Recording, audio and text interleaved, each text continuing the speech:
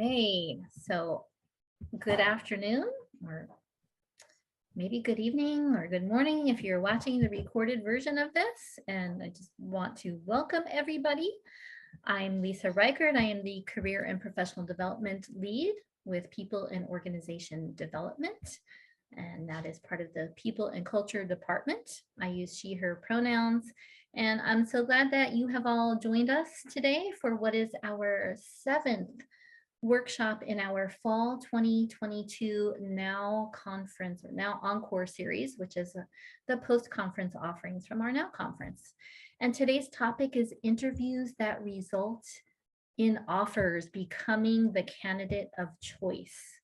And I am just thrilled to introduce today's presenter and our UCB colleague who I just really admire and I'm grateful to collaborate with on many workshops. Our presenter is Sapp Dinwiddie. And Kim is the Assistant Director of Talent Management and Workforce Planning at University Development and Alumni Relations, which is also known as UDAR. And Kim has 20 years of experience at UC Berkeley with a range of expertise in human resources in areas including talent acquisition, recruiting and hiring, talent management and professional development, staff career development and coaching, curriculum development and training facilitation, just to name a few. And there's more, as you know, Kim. And since 2013, Kim was actually part of the first Now Planning Committee that created the first Now Conference, which is our annual staff development conference for staff. And since 2014, Kim has been actively involved as a presenter at the Now Conference and at many of our Now Encore series workshops. And she is consistently one of the highest rated presenters. So Kim, thank you so much for all of your contributions over the years and today, and for continually sharing your knowledge to support staff to be successful in their careers and in their career next steps. And we're really just looking forward to learning from you the strategies that help people to be effective in interviewing. So welcome, and the room is all yours. All right. Well, thank you for that amazing introduction, Lisa. I really appreciate it. So excited to be here and present on this topic today. As Lisa mentioned, I have presented on this topic multiple times through the years when we were live for the Now Conference, as well as through our Zoom platform now. And so when we talk about job interviewing as sort of a palette of skills that you can access during the time you are planning for, conducting the interview, and handling your follow-up, as well as the big one that a lot of people struggle with, offer and salary negotiation. We're going to talk through a lot of that today, and I highly encourage you to feel free to ask questions via the chat. Lisa's going to ping me when she sees a question that's relevant to what we're talking about. I'm also going to pause every 4 to 5 slides and in between topics so that I give you lots of room to ask the questions that you have. Given that we actually have an hour and a half for this session versus an hour, which was previously the case many years back, we actually have time to navigate a lot of your questions. So highly encourage you to do that.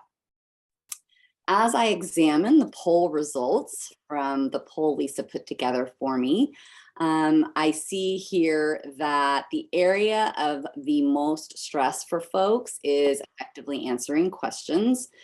We're going to talk very much in detail about how to do that so that you can create a pattern in your mind of how to respond to the various questions, knowing that majority of them are behaviorally based, and knowing that when you answer those questions in a specific pattern, you can let go of some of your anxiety and stress, because you know you're going to have sort of a checklist in your mind of what you're doing when you answer. And when you've gone through that checklist, you know that you can conclude your answer and move on to them asking you the next question, and that you have sufficiently done so. So we're going to talk in detail about how to do that.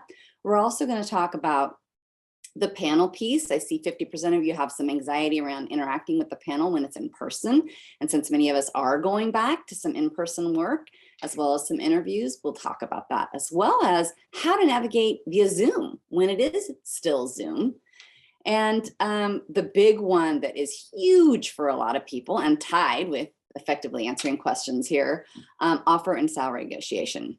And we talk a lot about that at the end of our session today. And there's the most questions that seem to come up around that. But there's a lot of great concrete information that you can use to handle the offer and salary negotiation element, especially when we look at how salary decisions are structured and made at Berkeley specifically. So we're going to talk a lot about all of that today. So I'm going to go ahead and move forward with moving through our deck and learning how to become the candidate of choice when you're conducting an interview that you want an offer.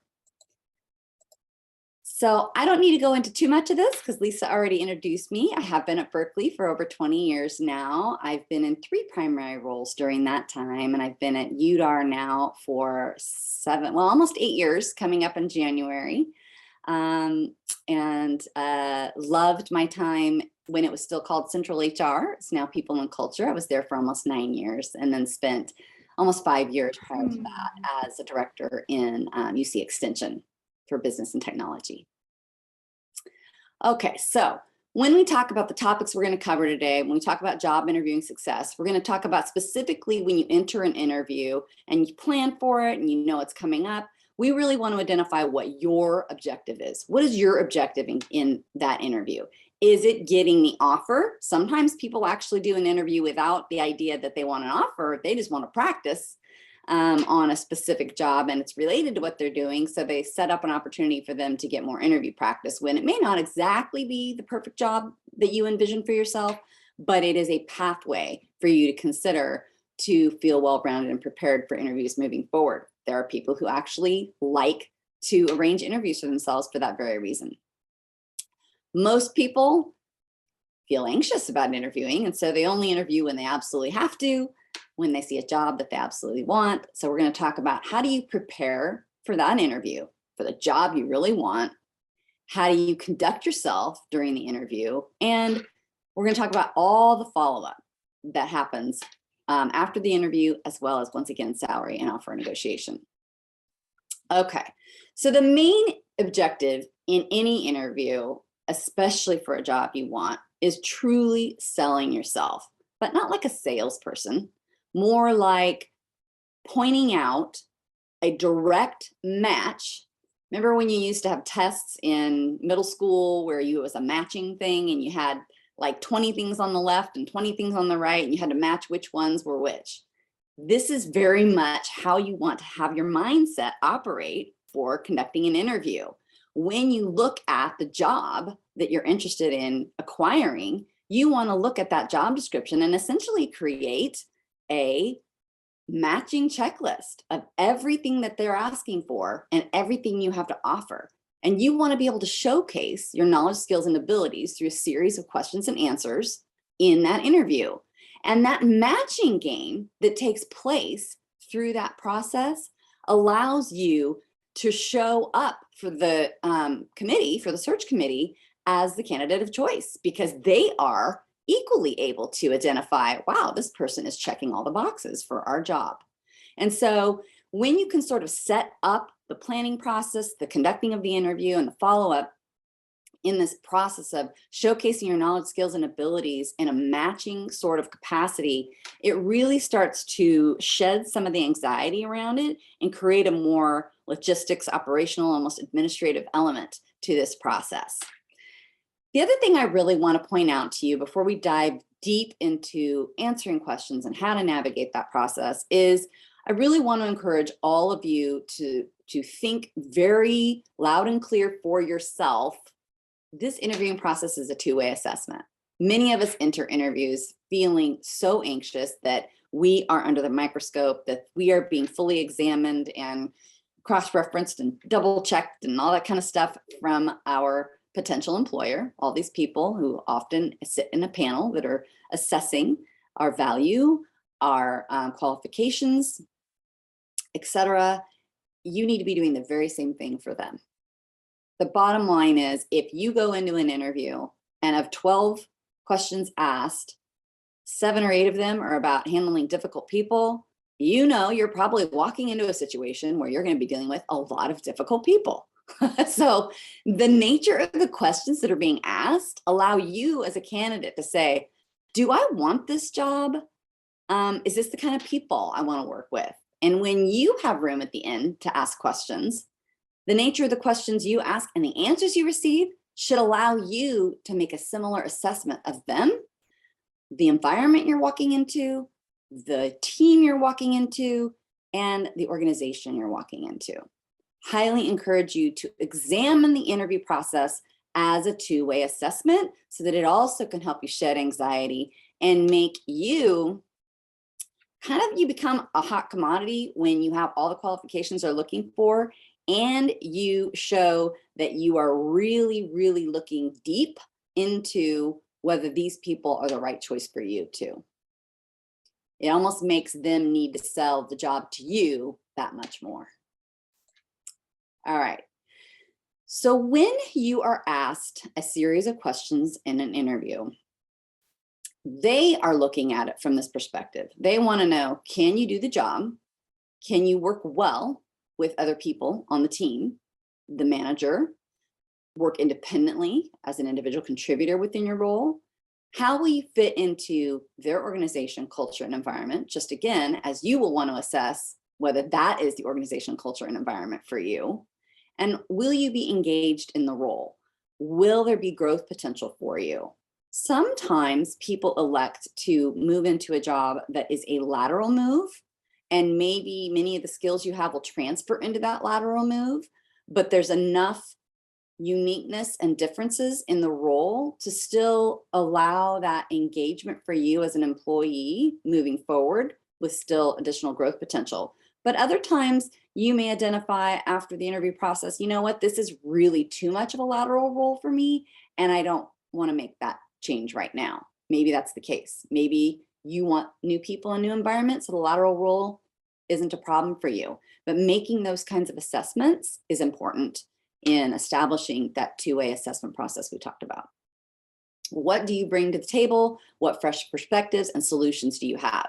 That solution-oriented mindset and demonstratable examples you're providing is key to the employer. That tells them you're able to do the job. All right, so preparing for the interview. So much like I mentioned when I first kicked this off, one of the best ways you can prepare for an interview is to literally create a table for yourself from the formal job description that was posted online and create a checklist.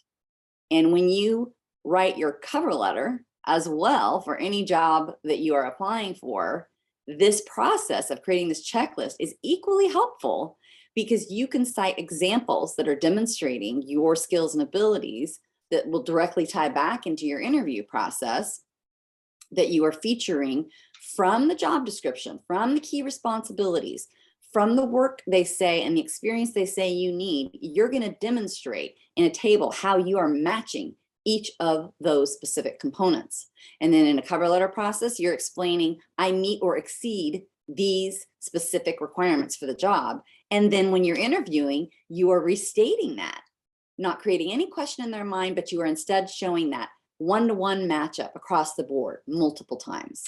And when you have a specific area, maybe there's one of all of it that you feel you lack experience in handling, we're also going to go into how to handle that too and how to answer that kind of a question. So create your checklist from your job description, and we're going to talk about how to develop a 2-minute introduction, which is very often the nature of the answer to the question, tell me about yourself, why are you interested, why this job, why now? That 2-minute introduction sort of usually meets that criteria when asked. And we're going to talk about PARS awareness and preparation, as well as how to prepare questions what kind of questions you think they may ask you and what kind of questions you want to ask them based on the job description. Okay, so what do we mean when we say PARS, method of interviewing preparation? PARS stands for project, action, result, summary. And what we mean by this is when you are asked a question, the answer you want to provide generally that best demonstrates your capabilities, your knowledge, skills, and abilities is defining a project or situation, perhaps. What did you do to impact that problem and help create resolution? What was the result, the outcome or resolution that was derived from your work? And sort of a description of that is your summary of that process. And this approach, this very step-by-step elemental approach, allows you to answer most behavioral-based interviewing questions very thoroughly, very completely. And don't forget that most behavioral-based interview questions have usually 3 parts, each one, and usually most organizations across the Berkeley campus will state the question verbally when you're in person, and they will restate it a second time. And do not ever be afraid to ask them to restate it, especially when it's got 3 parts. And in a Zoom interview platform, they will often put the question in chat or send them to you in advance, like right before the interview. And so in those kinds of situations, you are able to see what parts they're asking for and relate it to that PARS preparation that you did in advance for defining situations where there was a specific problem or project, how you work, what actions you took to help create resolve and innovation for that project, and what the result was, and sort of the summary statements that define and demonstrate those accomplishments.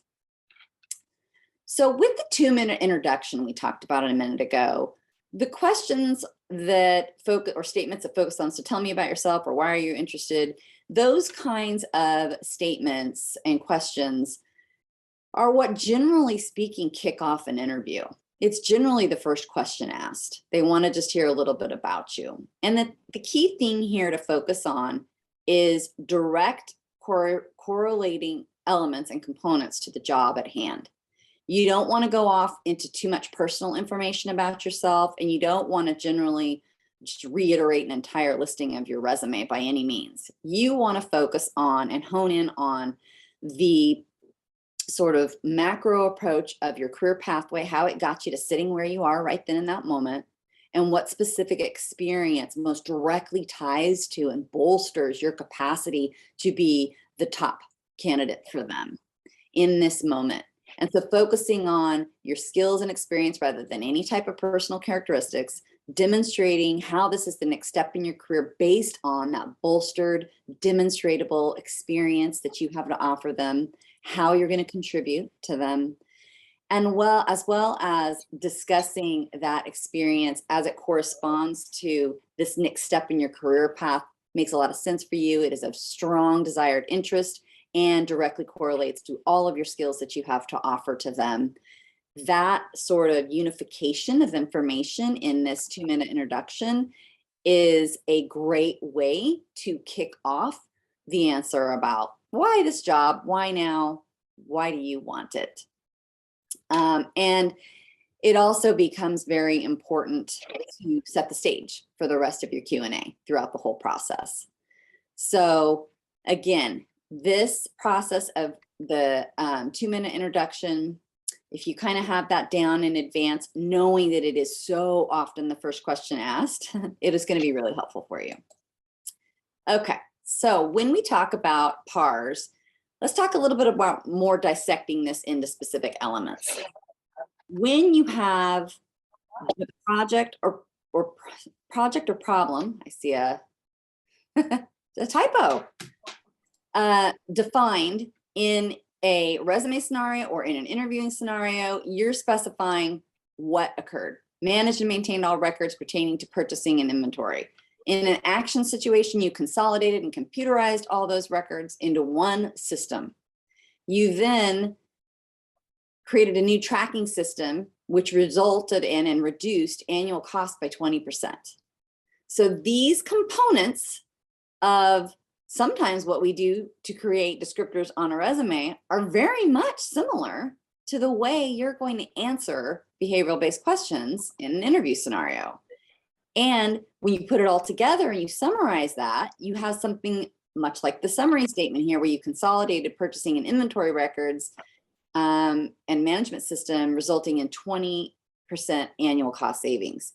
So you want to always point out in the answers to the questions you're asked how you process and arrive at a result that yields improvement, a result that benefits the organization.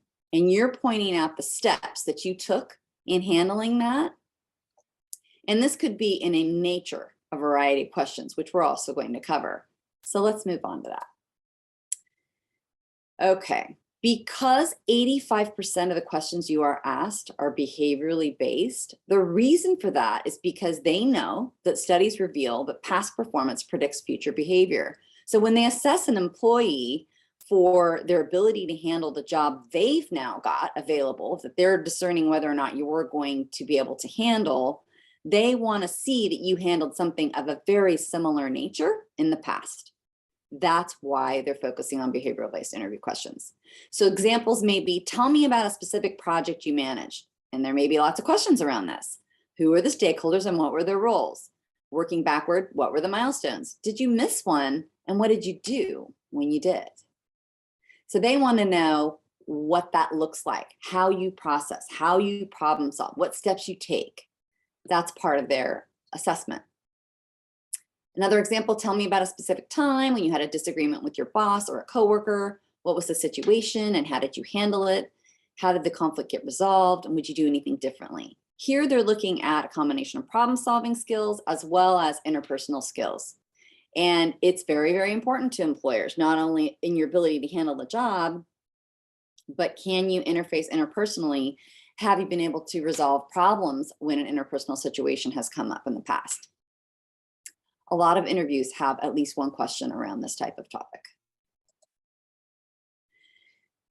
So the other kinds of questions. I'm sorry, Kim, can I stop or interrupt for a quick second? Absolutely. So just going back to that last slide, if you would, please, and specifically that very last question. And so in general, would you want to bring up something that was like a really big type of disagreement, or something that was easily solvable, right? Being that maybe in the first scenario, you might not even have been able to solve it, but like, what are you trying to present here? What's better to present, rather? A really difficult situation and how you handle that, or something that was kind of like easy peasy, so to speak? Yes, I'm so glad you asked this, because it's a really good question to have total clarity on in advance. And what I mean by that is, to answer your question, it's not necessarily A or B, but a little bit of both. And what I mean by that is, you can address a really tough question, a really difficult problem and interpersonal situation, if the steps you took ended up yielding a really clean, solid, wonderful result of resolve, whereby the interpersonal dynamic was completely resolved based on how you handled it. So yeah, you can bring up a very difficult situation, but on the other side of that coin, to also address your question, if there's a situation that is really messy, really, really messy, and the resolve is, you had a part in it, but it wasn't necessarily all you, it involved other people too that was part of the resolve, and it creates some potential political upheaval and red flags based on how it might be presented, those are the ones I would actually steer clear of. I would not go there.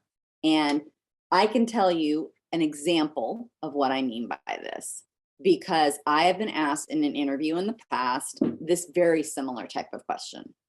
And I could have reflected on a time when my unit and me were part of a major HR investigation, and how that ended up happening across 6 months and how it was resolved. It ended up working out very well, but it was so messy And so challenging and very difficult. And I was too worried about presenting that as my problem for fear of any red flags that may come up for them, even though they necessarily should not have.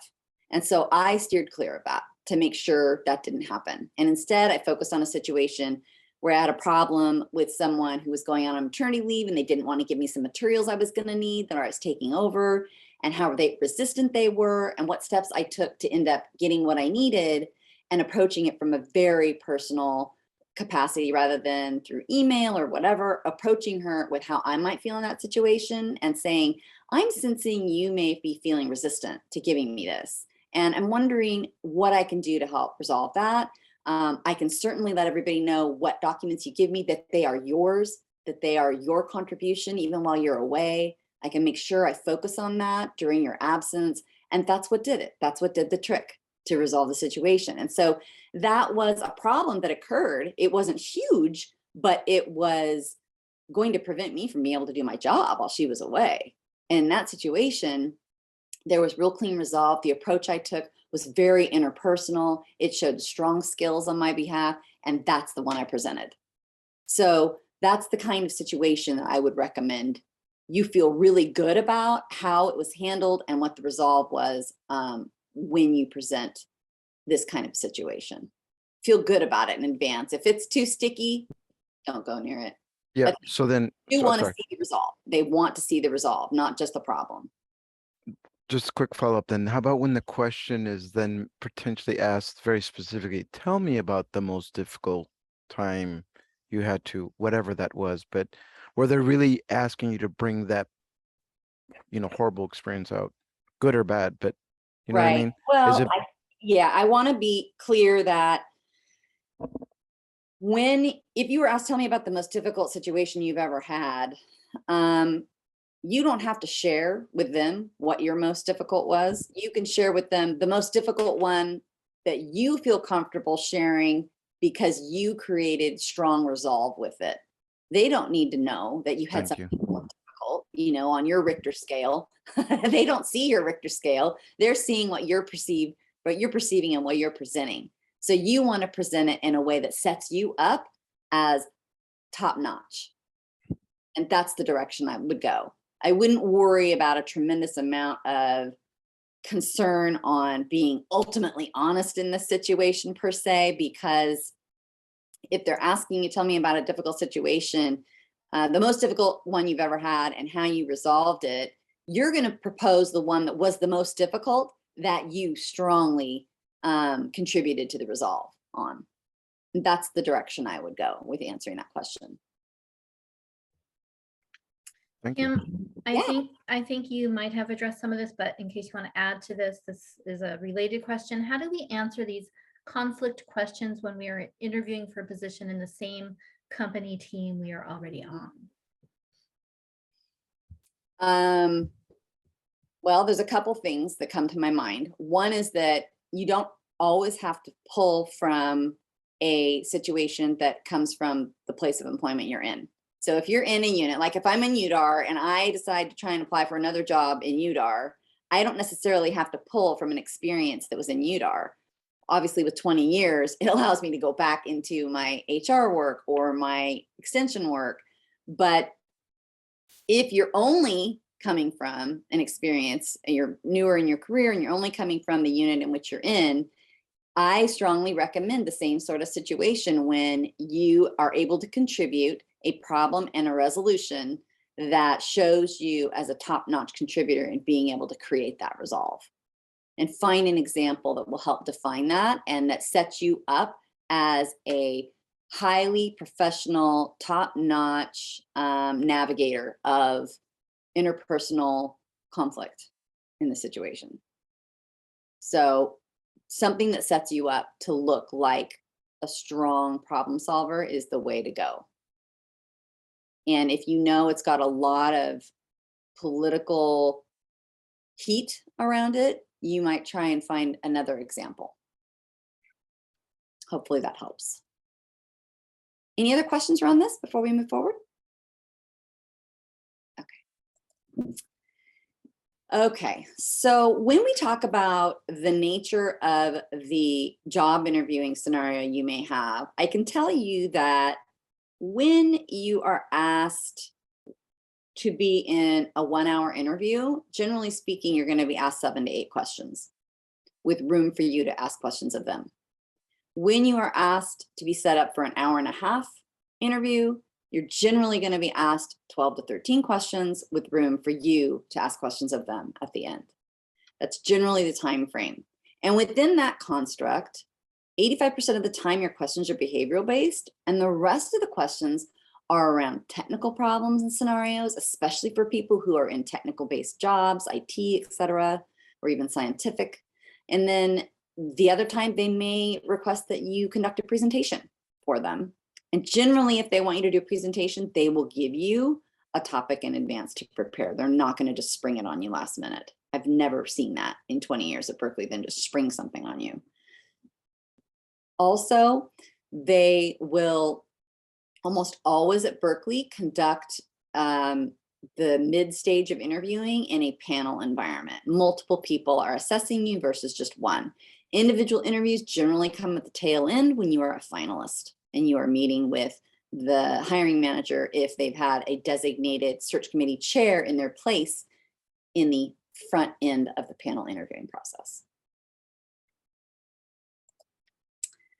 Okay, during the interview, what is the protocol? Well, when you are navigating an interview in person or on Zoom, but especially in person, there are multiple styles to the interviewing process that you want to be aware of, and common interview questions, which we're going to get into. And the way in which you want to answer the behavioral based interview questions are very much going to have that PARS, demonstratable examples type platform. And then the follow-up questions you ask and the do's and don'ts of interviewing, that's what we're going to dive into right now. All right. Kim, we have a question from Sure. Jenny. How to assess if they ask for a presentation or body of work that they're not just looking for free work? So I guess, how do you assess if they're really asking for a presentation versus looking for you to like share something that they'll use for their purposes? Is that correct, Jenny? Yes. Okay, great. Okay, so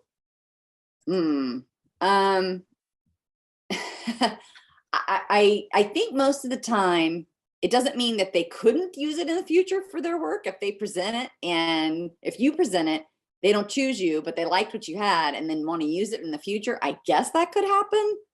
I don't know if that's happened.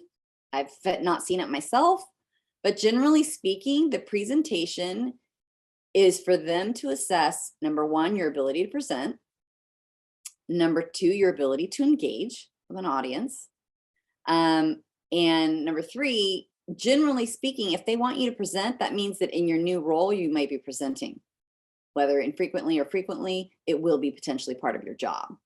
So generally speaking, that's what they want to see from that experience. And so I would try to remove the idea of, are they going to use this for their own use?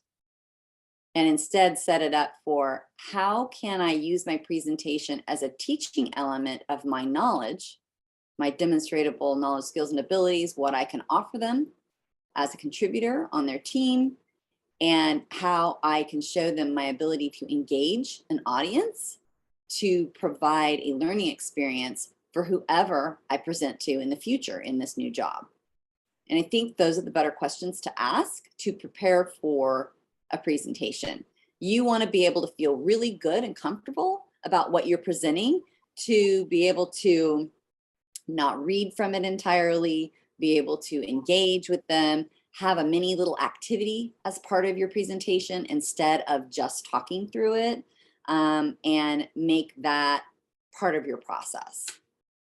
Any other questions around this before we continue on?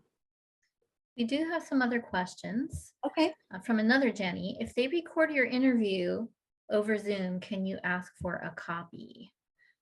And also, I don't see, yeah, I don't see any reason why you can't ask for a copy. Although I can tell you, I'm not familiar with anybody. I mean, I've never been asked to over Zoom though. I guess it's pretty new over the last 2.5 years, but I think you can ask for a copy of it. I don't see any reason why you couldn't.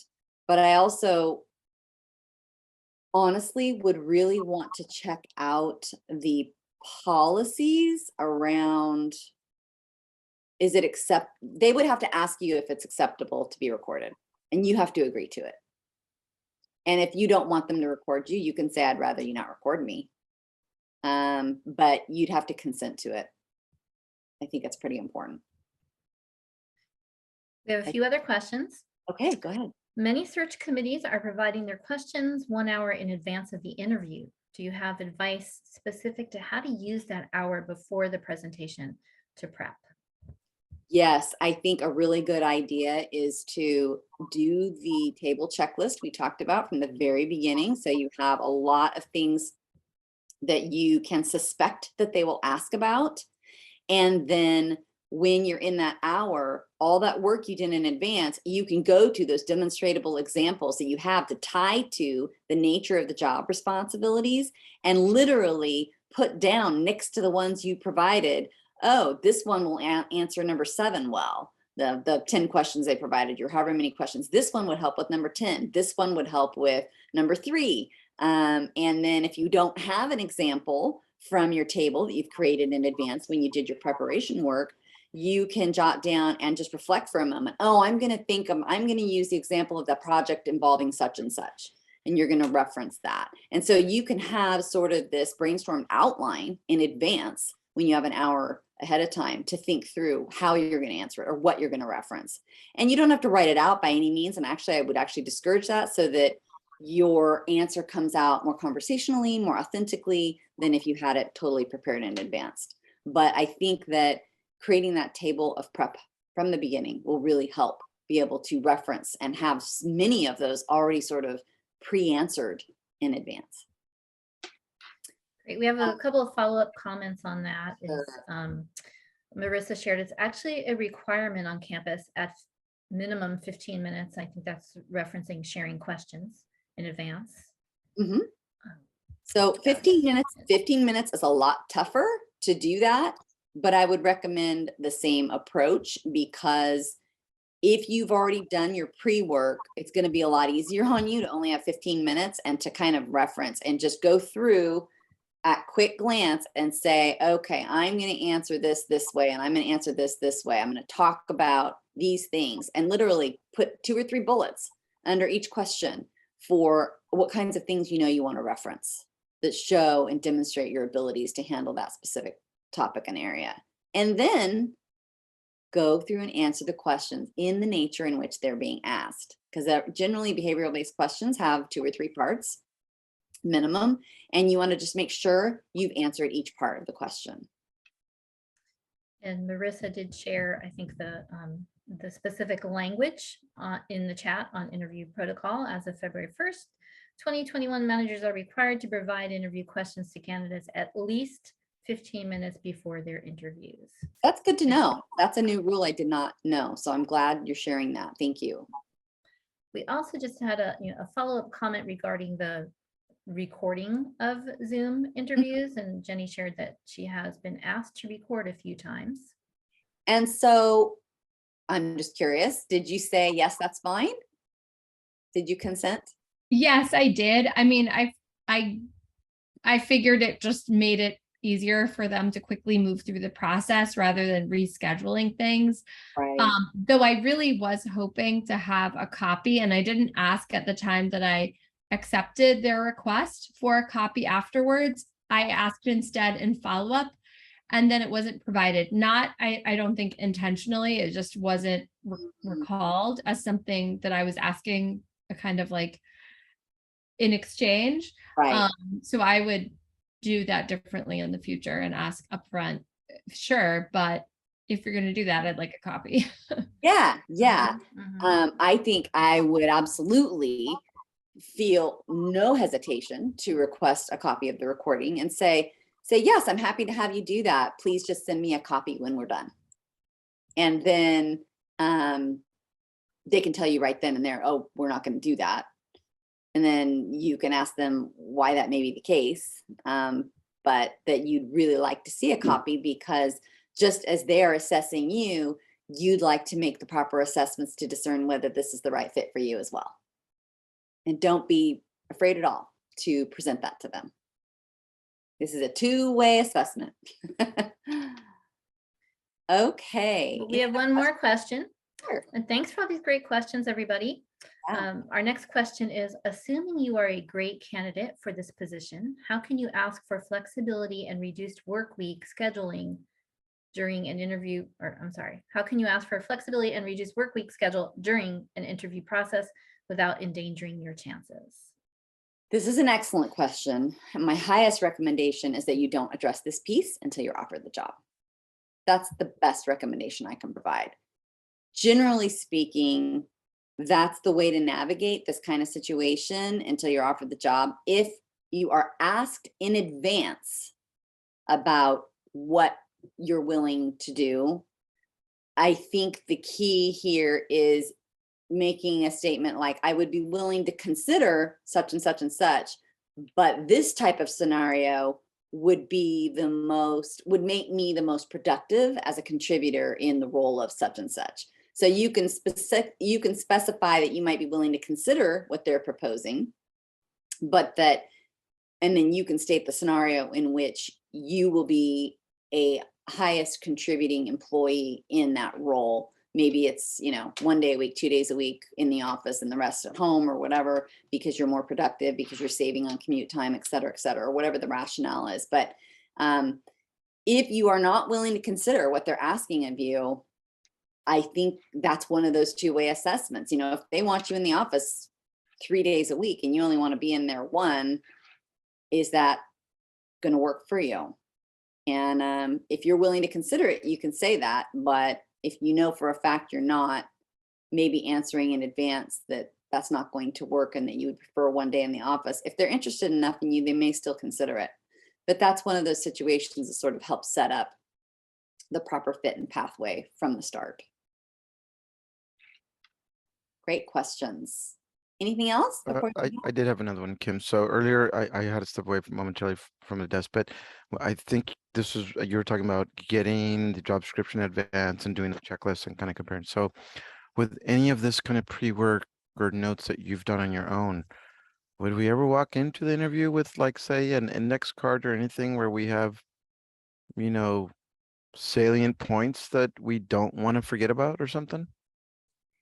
You can, generally speaking, when you have notes that you're bringing into an interview, generally it's for the last stage, whereby they ask if you have questions of them and you've written your questions out and you're prepared to reference those to ask them.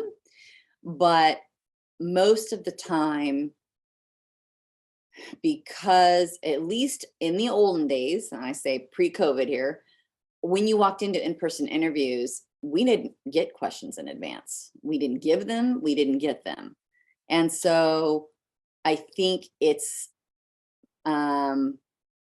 you could jot down like specific points, bullet points, mention project XYZ, be sure to talk about ABC. You can do that for yourself.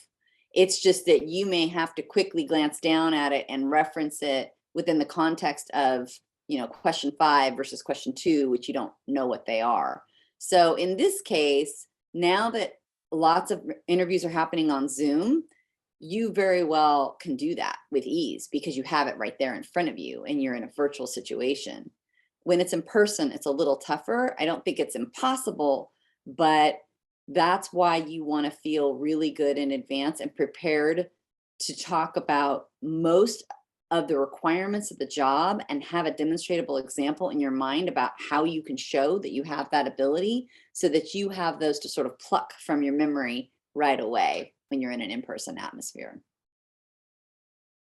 Yeah, I mean, in the past, not that I've ever really done that, but that's kind of what your resume is for. You walk in there with your resume and you reference that as the document, so you don't forget about things. Yeah, you absolutely can reference the resume, but you want to be careful with referencing the resume too much, because they already have a copy of that, and they may actually use the resume itself as a platform to ask questions, which is what a resume can also set up. And so rather than repeating a bunch of stuff in the resume, they want to have a more conversational exchange that directly answers the question at hand. And so the resume is merely a tool, generally speaking, to get you in the door. And the job interview process is a totally different dynamic. It doesn't mean you're not going to reference demonstrable examples or projects and specific things, but there may be a question that's asked, and the answer that comes to your mind is not cited on your resume. You don't have a specific project on your resume that might best answer the question at hand. So you want to have that in advance, based on the job description.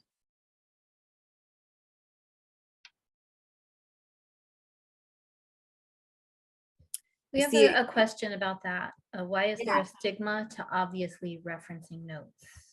I don't think so.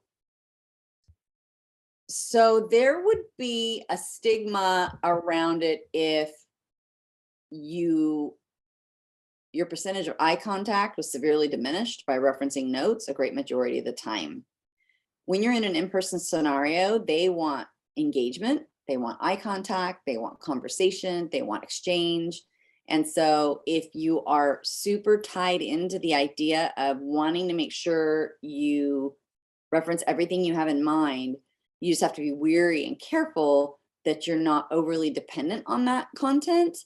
It doesn't mean you can't reference notes, but a really good idea is to say, just so you know, I jotted down several examples of things that are tied to this job. So I may be referencing those when you ask me various questions, if I know that I have brought in some examples that I want to be sure to reference and share with you today. So you can sort of set it up like that for them in advance so that they know you may be. And so I think that the thing isn't necessarily a stigma in itself. It's more of what referencing too much material in person would do if you are in an in-person situation, and what it can make you fall short on in referencing too much direct reading material in front of you. I think that's the greater worry, not so much the stigma. Does that help? Okay. Let's keep going here. When we talk about styles of job interviewing, there are lots of different types of interviewing and interviewing questions. And what we mean by that is you have closed-ended questions as a certain type of question, and you have open-ended questions. They are the total opposite. They are directly as they say here. One is a very clean, clear type scenario. Why did you leave your last job? By the way, this is not commonly asked in this manner. Rather, you may be asked, why do you want to consider moving to a new job? So you're focusing on that. And tell me about yourself, or tell me about your supervisory experience, is much more open-ended and much more prominent. But I have been asked a closed-ended question that was about an accomplishment. So you got point 1 and 3 here. Tell me about your most recent job-related accomplishment. That has been a question I have been asked before in an interview. Actually, to get the job I'm in now, they asked me something very similar to this. Tell me about your most recent job-related accomplishment. And I was a little bit stumped momentarily, but I had actually just presented at the second or third Now conference, and I had gotten the survey feedback from everyone. And that particular year I had been rated as the top presenter. And so that was a really fun, cool accomplishment that I was able to reference for folks. And it was very relevant because I was going to be doing a lot of presenting. And so that was a really fun one to be able to reference. But a lot of closed-ended questions can make you feel cornered. And so you just kind of have to think of an example that is most tied to the nature of the work that will feature you in your successes and in your accomplishments. And then answer with something that does that very thing, and you will feel pretty safeguarded about the way you answered it. if that's the direction you're headed with a closed-ended question. Open-ended questions, you just want to make sure you don't go too off topic or too on a tangent. You want to really hone in on a tell me about yourself type of invitation with the work that has led you to the point where you now sit and how your experience really prepares you for this job. This open-ended question of tell me about yourself is very highly related to that 2-minute introduction sort of speech, elevator speech we talked about. And that's where you want to go with something like this. Behavioral-based interviewing, once again, is the largest part of most interviewing today. Preparing the PARS-based answers, tell me about a problem or a time when blah, blah, blah, what action did you take, what were the results? That is very much the pattern of the behavioral-based question interviewing. And they're not going to be exactly like this, but they're generally speaking going to have these 3 types of parts. So that's what you need to kind of prepare for in advance by doing the PARS pieces based on the job description. Case studies and situational based interview questions, generally speaking, an hour-and-a-half interview, you will get 1 like this. And the behavioral based interviewing questions are the case studies are ones that the behavioral based Q&A can't sufficiently give the employer. So instead, they set up a situation for a type of situation or scenario or case that you might likely handle in this next upcoming job. And because you're going to handle something similar to this case they're presenting in front of you, they want to see how you'd resolve it, how you'd handle that situation. So that's why they're kind of setting it up like Joe is an ABC situation, handling XYZ while LMNOP is happening. What would you do if you were Joe? You know, I mean, that's the kind of thing they may set up if they don't feel like a behavioral based question is really going to get them the information they need, because maybe the job is super unique in some way and they want to present it to you to see how you'd function in that type of situation. Again, you won't see a ton of that, but you may see 1 among 12 questions. All right.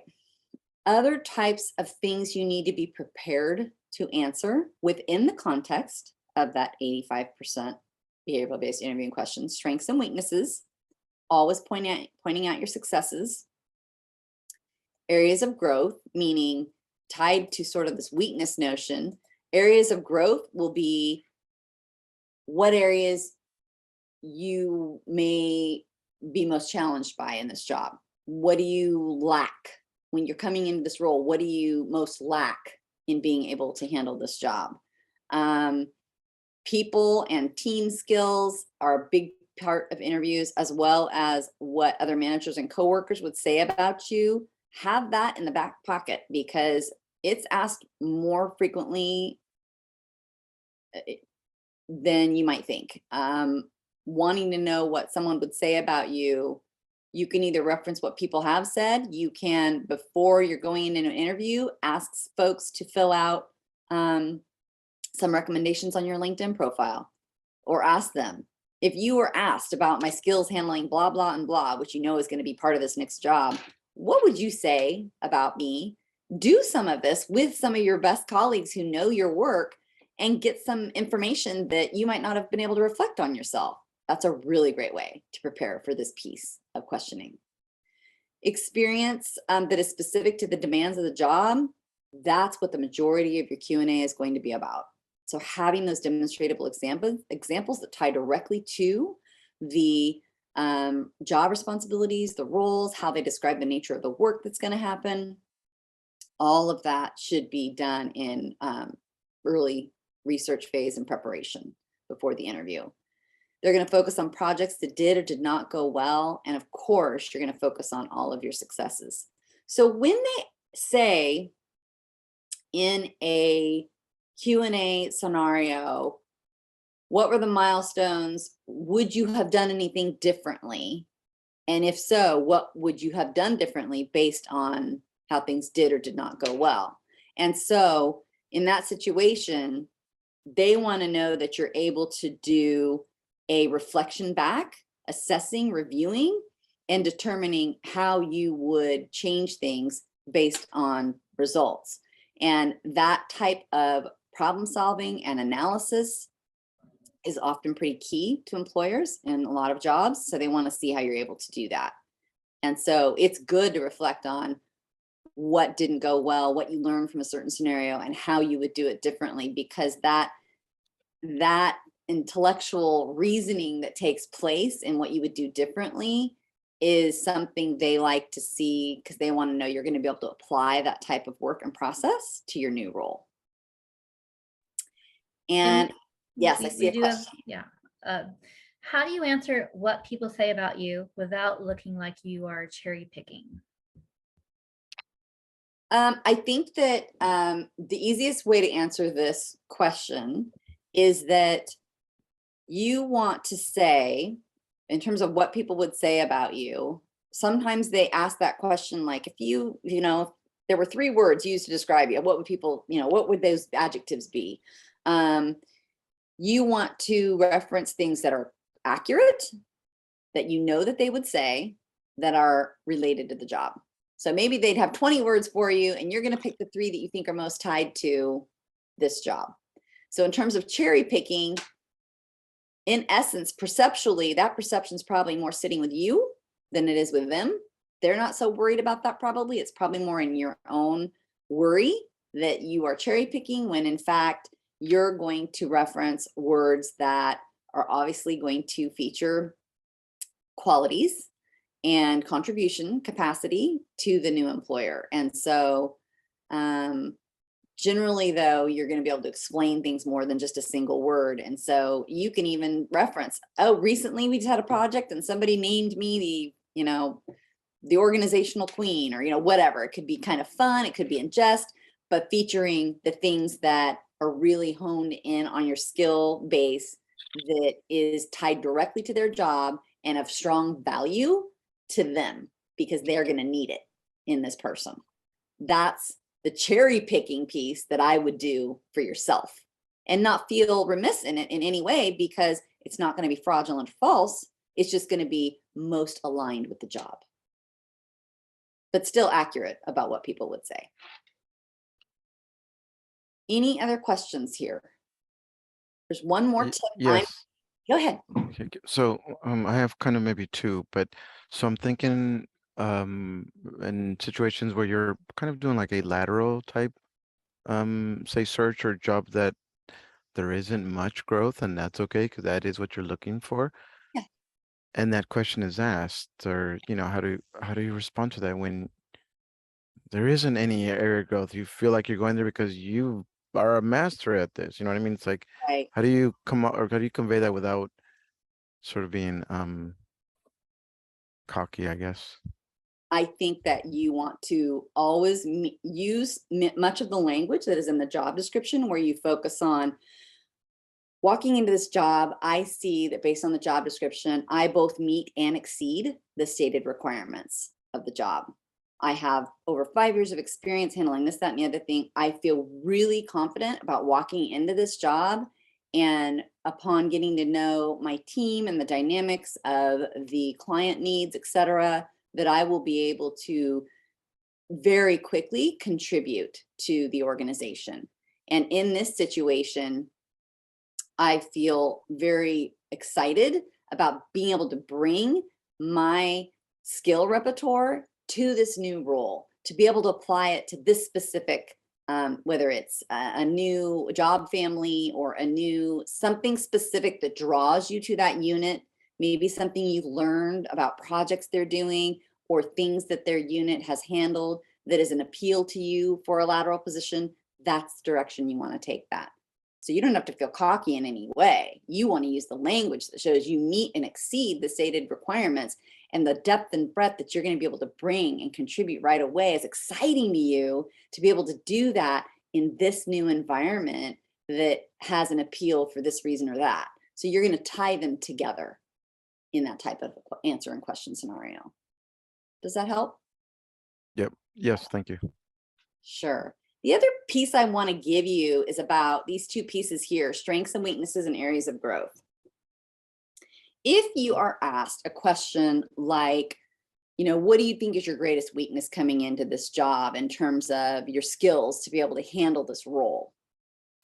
there's always, generally speaking, the theory among managers is that there's always room for improvement, right? Everybody has something they can learn to do better or more, etc. And so I was given this tip literally many, many, many years ago in college. And it has been the best tip. And I've taught it to everyone who's ever been in one of these classes, which is this: don't ever answer an area of growth or a weakness with a character flaw or a trait. Like, oh, I tend to be a perfectionist, which you're thinking in your mind, it's actually a positive thing, right? You don't ever want to do that. And you don't want to focus on, I have a tendency, and not a morning person, I have a tendency to be late a lot or anything like that. You don't ever want to focus on a character trait, because most of the time, the belief is that people just don't change. Their personality is their personality. So your focus here is going to be on an experiential skill, something that you can learn and be trained in very quickly, and something that shows an example of how, when you had a weakness in a different job, where maybe you are expected to know a certain, you'll be using a certain computer program, and you haven't had exposure to that computer program yet. And you can say, I've been able to read through the job and see that I meet all the required and preferred requirements for the job. However, I know that I will be doing work in XYZ computer program, and I don't have a lot of exposure in that. However, I can tell you that in my last job, when I came into that, I had to learn XYZ computer program. I learned it in 3 weeks, and soon I became the point person for everyone else in the team. So that's how you're pointing out, I don't have this piece that you need, but I'm going to show you how in a past situation that was the case, and I overcame that weakness by quickly becoming skilled at it and then becoming the point person for everyone else on my team.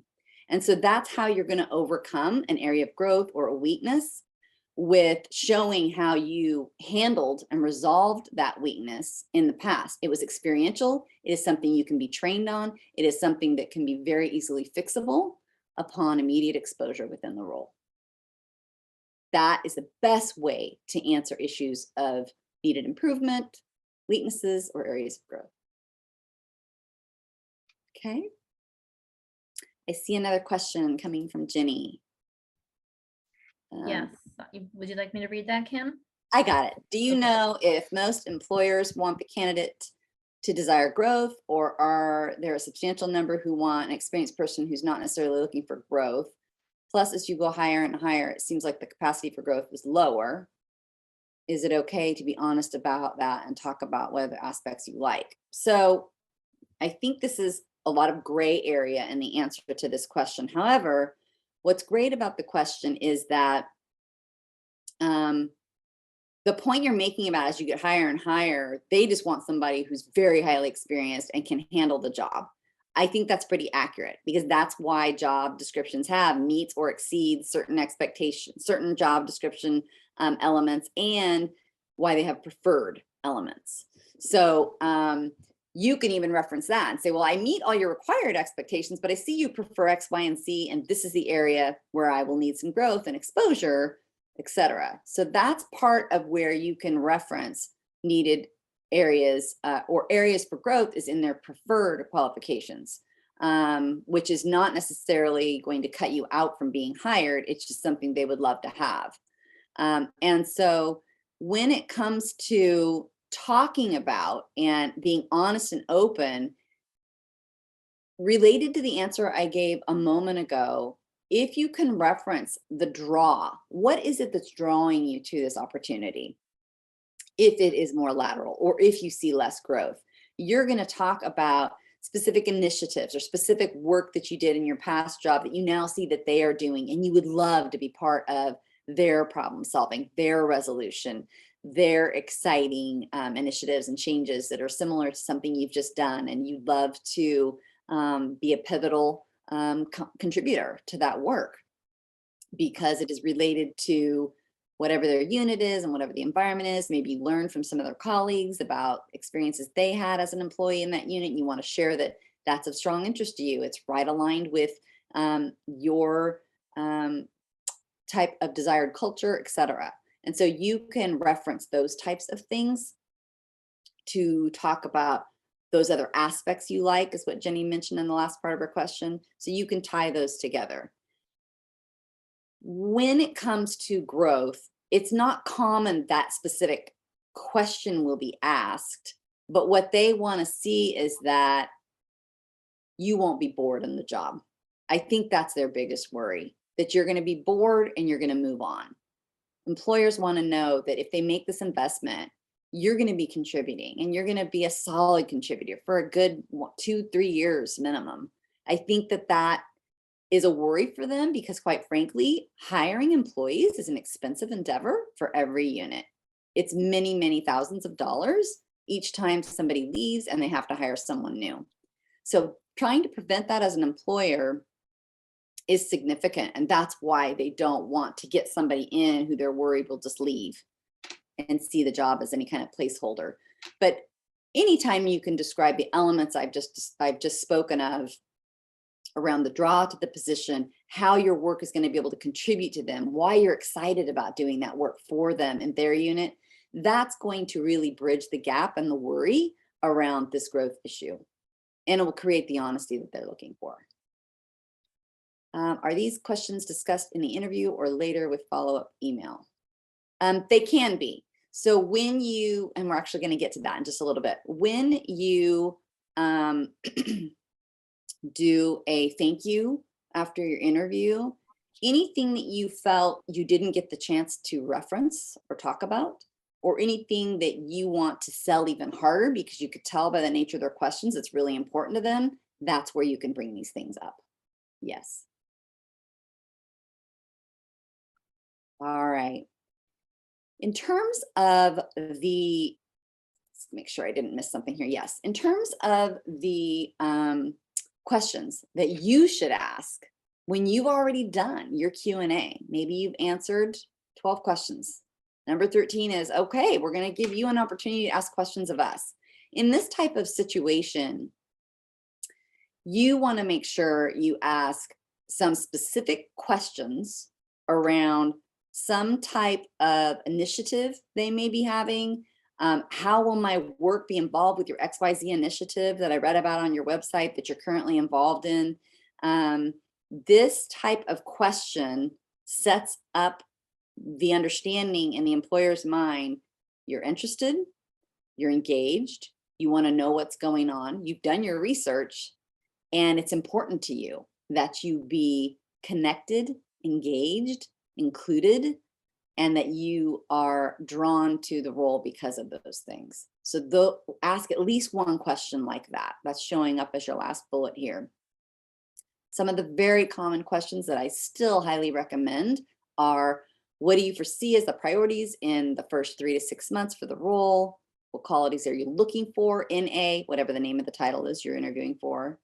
How would you describe your management style? Highly recommend you ask this question of the supervisor when you get the chance to meet with that person. Is this role a vacancy or is it a newly budgeted position? This can be important to ask if there's any worry about the budget going away for this position if it's brand new. So you would want to potentially ask that if they say, yes, it's newly budgeted. You can say, how secure do you think it is as a newly budgeted position if I were to take the role? Is it something that is being assessed as whether it's actually needed or not? Or is it here to stay because it's been discerned over the last 3 years that this is a strong need? Those are some questions you can ask to discern your own security in taking the job if you elect to do so. All right. We are down to our last 15 minutes. I've got a few more slides and we're going to head mostly into offer and salary negotiation next because it's a big draw for people and I want to make sure I answer all your questions around it. Do you have one more question? Sure. Regarding interview questions? Yeah.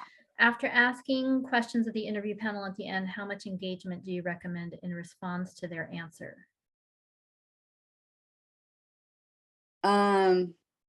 I think it depends on the question that you ask them. Sometimes the answer they give you might be 1 or 2 sentences, and other times it might be 3 people contributing to the answer. It just depends on the nature of the question. And they usually leave 5 to 10 minutes at the end for you to ask questions. And so usually I recommend that you bring with you 3 questions to ask the panel at minimum, no more than 5 because of that time limit. But I think it's generally their answers are going to be between 30 seconds and 3 to 5 minutes based on the question itself and how deep they want to go into it. For your dues, obviously, if you're in person, you're arriving 2 minutes early, your cell phone's off, ask good follow-up questions. Again, highly recommend 3 good questions. One that reflects your interest in the role, one that reflects your research, and one that reflects what you'll be doing in the early part of your job. That's going to really help you decide, do I want this job? Make eye contact, circulate the room with questions, with the responses to questions. I'm going to give you a tip on that in 1 second. Ask about the hiring process. What are the next steps? How should you follow up? Meaning, when also should you follow up? If they're going to be interviewing people for the next 2 to 3 weeks, don't worry about it if you're not hearing from them for 2 to 3 weeks. And don't worry about following up during that time per se. So that's some of the answers that are going to come to you that are going to help you know how to engage moving forward with the employer. Thank all the interviews, ask a business card from the search committee chair. When you interview with people live and you provide a thank you afterwards, generally speaking, you only need to send the thank you to the search committee chair and they circulate the thank you among those that were present. When it's on Zoom, it's a little easier because you can see the names and you can capture all their emails and send them each the same thank you along with the hiring manager or the committee chair. When it comes to this piece here about making eye contact and circulating the room with responses to questions, the thing that I really want to point out to you is this, and it's a great tip. When you're live and someone, most of the time in a panel scenario, they're going around the room. Somebody may ask a question twice, and so they're going around and then they're going to ask another question twice. When you answer your questions live, start answering the question to the person who asked it. Circulate the room with eye contact to every person because they all want to know the answer, even though only one person asked it. And when you close the answer to that question, end making eye contact with the person who asked. So you're circulating the whole room when you're answering the question, you're starting and finishing with the person who asked you the question. It's really effective at doing that eye contact and engagement piece I mentioned earlier. Don'ts, these are quick and easy. Don't ask about salary, benefits, etc. As well as now our hybrid work environment, wait until the job offer. Talk about planned vacations, avoid that. Discuss interviews with other organizations.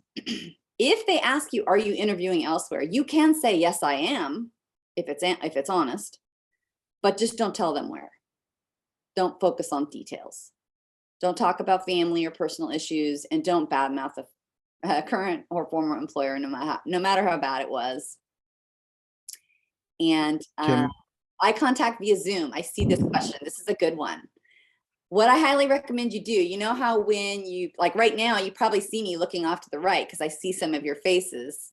I'm going to now do something different here, and I'm going to put you all across the top near my camera, which is what I should have done from the very beginning. Can you see the difference in my face and how my face is shifted? Now that I've got you all right underneath my camera, this is the best thing to do in an interview.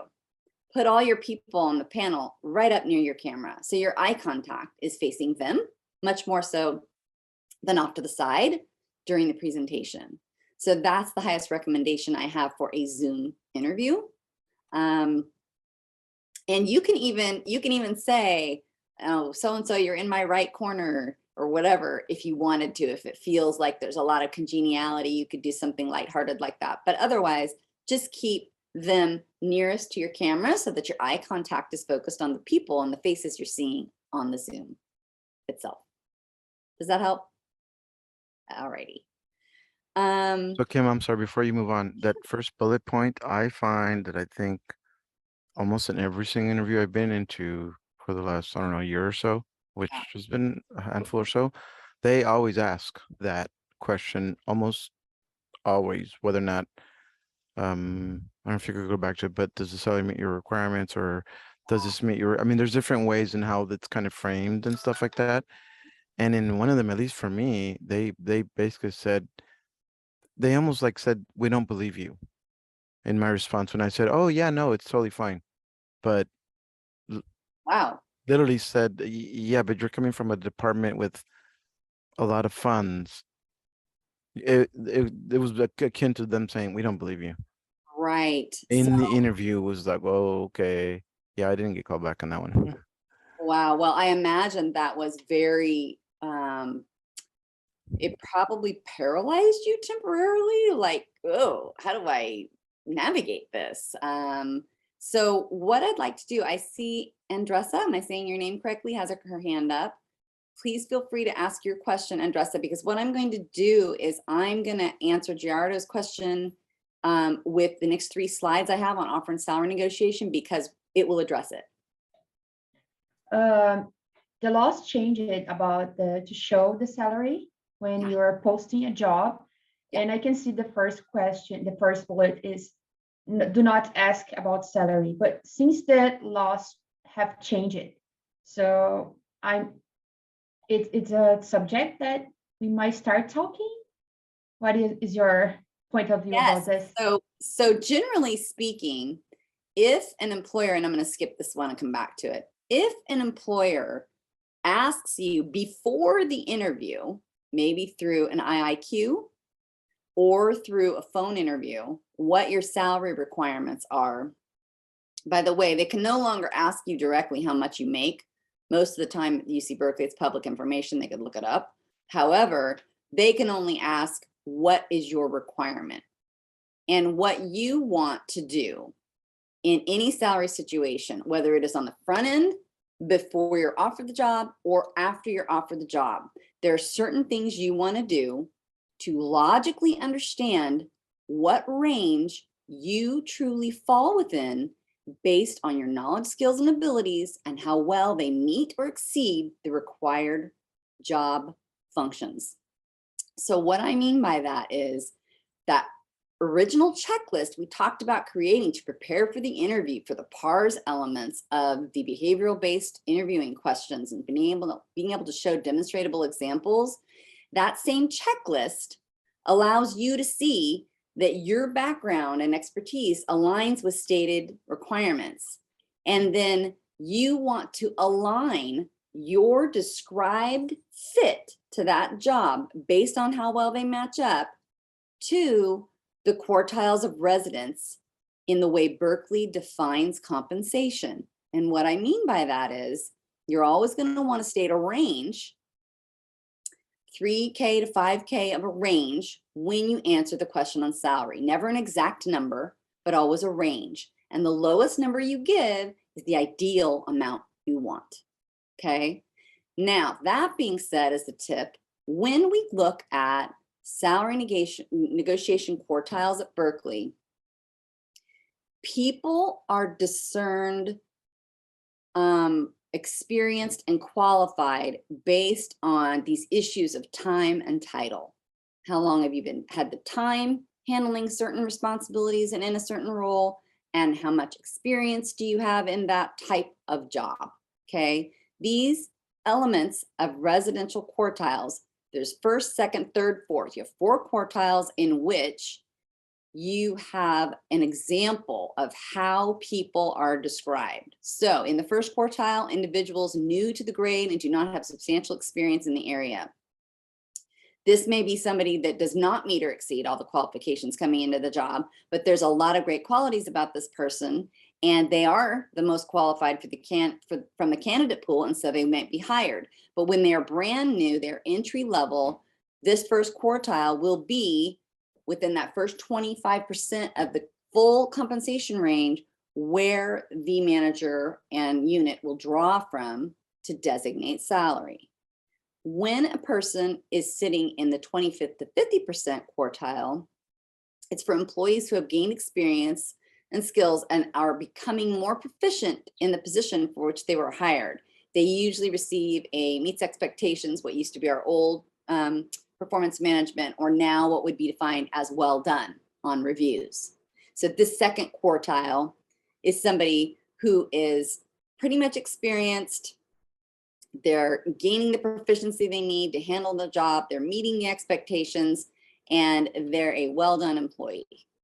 When employees are designated to be compensated from the third quartile, they're very experienced employees. They frequently receive either exceeds expectations from the old performance management and now standouts on reviews. So when a decision is made about your compensation, they're looking at logically where your experience and skills and job mastery fits within these definitions. And so it's your job to educate them on where you sit within these based on your own experience, based on how your skills and abilities fit within these quartiles, the time you've been in a similar role, and your ability to contribute to their role from the start. So these are some of the things that you want to be conscientious of when you're negotiating your salary. Number one, to extract all of your emotion. How much you want or need is taken out of the equation, and instead showing a match between the designated skills, responsibilities, and functions of the role and your experience handling those very similar skills and responsibilities. That is the kind of rationale you're going to use when you make a recommendation for compensation for your role. You can do some of this at the front end if you're asked and they're pushing you before you ever even interview. At the front end, they're pushing you for an answer. You can give them a little bit of this rationale and say, well, at this point, based on my understanding, based on the range, based on my skills and how I meet or exceed the stated job requirements, I would recommend that a fair and equitable compensation would be. Those are the key terms. You want to talk about fair and equitable, and you want to maintain logical rationale for why that would be so. Extract your emotion, extract what you want, what you desire. You want to keep those words out of the equation and focus on fair, equitable reasoning for the compensation you're going to be granted. I know there's a couple more questions and we're down to the last 3 minutes. I want to give folks room to ask a couple questions. Well, thanks to those who shared some links for the title code lookup, the salary database. I'll share those in the email follow-up. And that's a good one, by the way. Jenny shared the being able to see what other people make across the campus. That is excellent knowledge for you to have, because it shows also in comparison to where you're coming in, it shows how close you may be to the average and what they may be recommending. And if the average compensation for a given role is whatever the XY, let's just say for arguments purposes, $100,000 a year is the average role. Let's say that's what it is. And you're coming in and you know you're defined within this second, maybe even up into the third quartile based on how you're defined and your experience meets or exceeding that. And you've had many years time and title in the role. This is part of the logic and rationale you can give that the average compensation is such and such, and I meet or exceed all the requirements. So fair and equitable compensation would be similarly the average compensation for the role. And then you can state a range around that. So that's excellent knowledge and information to share as to why you are suggesting the amount that you are. Go ahead, Lisa. it looks like Jenny has her hand up. Jenny, do you have a question? Sure. Yes, I did, please. Thank you for taking the question, and thanks again for the presentation. This is awesome. And I remember you now, Kim, from the last Now conference in person years ago. Oh, So I have a question, and I want to reference the URL I shared earlier in the chat in my question. So I just shared it again. It is linking to the salary placement guidelines on the HR website. And this was, I believe, recently added to the guidelines. And it is, the thing I'm referring to is after the description of each quartile, it describes the number of years or months someone had tenure in that title. And frankly, I have found that addition to seemingly be a way for employers to basically say like you're basically never going to get above midpoint, because nobody, like in the fourth quartile, 15 years plus in the same role, that's ridiculous. Like that's just never going to happen. And so you stay in the first quartile forever, regardless of how you perform. They say, well, you still haven't hit 4 years. So I was wondering if you could help describe how you might navigate that. Yes, actually, I'm so glad you asked the question. And I know we're coming right up against our time, but if there's room for us to answer this question, I'd love to before we close out. So those number of years are helpful, number one, when employers in a certain organization are assessing a reclassification for many employees who have been doing next level work for maybe a year or two, and they know they need to reclassify their people. So that's one piece that helps them with where the salary should be sitting for that new person in that new role upon reclassification. For a role in which you are being hired into brand new, it is that number of years designated for the quartiles is not necessarily for the brand new job that you're switching over to, but for the nature of the functions and the work and the classification and salary grade level that you are sitting in. For example, so if you are in a job that is, let's say, salary grade 23, and you know in moving over to this next job, you're either going to stay in a 23 or you're going to move to a 24, perhaps in the next classification level, you can explain that all the skills defined in this new role are things that you have done in this grade. And so you want it to be synonymous with, you've already had 5 years of experience at Berkeley. You want that to apply to this decision making because it's relevant based on the nature of the job, the functions, the responsibilities, and you're moving, either you're at the same level or you're moving up a level. So you want it to be, you want it to equate to a similar stage in the process of where you would be 5 years in, because you're meeting or exceeding the required abilities for the job. And so that's the big key there, is how well you're meeting or exceeding the stated job requirements and transferring those skills into the role. Because time and title at Berkeley overall is actually important, and it's not just about the single job that you're sitting in. So for example, after 20 years, let's say I go to another unit. I am not necessarily going to be put into a first quartile because I'm going to a new job. I very well, because I'm meeting or exceeding all the stated classifications, may be looked at right under or right at midpoint coming into that job because of my time and title of similar like jobs and functions at the university at lower or similar salary grade ranges within the various classifications and job families.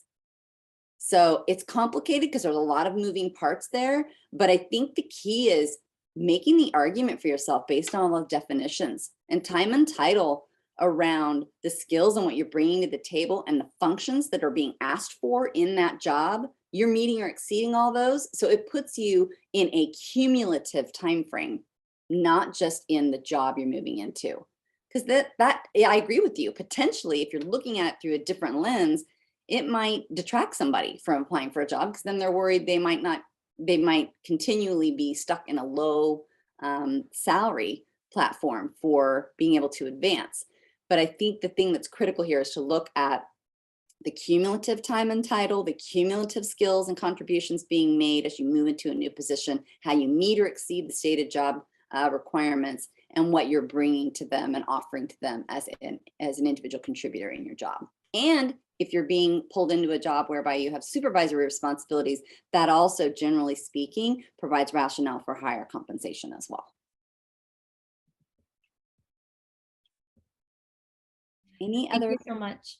Sure. Any other last questions? Jacqueline has a question. Thank you. I'm wondering, I'm wondering, how do you find out the employer, if the employer has a sort of hidden purpose of the job, that they're that they might not even be fully aware of, but that turns out to be really important to them. So for example, you know, you're applying for a job as a researcher, but it turns out what they really want is a grant writer, and they don't care too much about your research output, something like that. How would you find these things out before starting? I mean, during the interview? Well, that would be a tremendous sort of bait and switch scenario. But I think that the nature of the questions that are asked in an interview tell you a lot about what they're wanting and what they're looking for. That's one thing. So if you're going in for a researcher position and you're asked a lot of questions about grant writing, that might be a telltale sign, perhaps. The other piece is when you ask questions about what will I be doing in the first 6 months in this role? What will be the first 3 primary projects I'll work in my first year? What does the unit want to see out of this new individual in the first 6 months of the job? And so you want to know what people collectively on the team want, what the manager wants, what do they envision, what does success look like? And the way they paint that picture and the nature of the questions asked should point you in a direction of how aligned the original job description is with the role that they're asking you to do. But being very specific about the inquiries you're making on what you'll be doing, I think is going to be the best way to handle that. Thank you. Yeah. Thank you. Thank you so much, Kim, for the extra time and just for sharing your deep knowledge and all of these great specific examples and strategies. We could do this for 2 hours next time instead of 90 minutes. So thank you so much. I don't know if you have extra time, if you want to hang out, if people have additional questions. Yeah, or I'm we happy to hang okay. out. I don't All have a meeting until another hour from now, so I'm Okay. happy to answer some more questions if you guys have them. Okay, well, at this point, I will stop recording and then we'll have time for questions and for those who want to stay. Thank you all.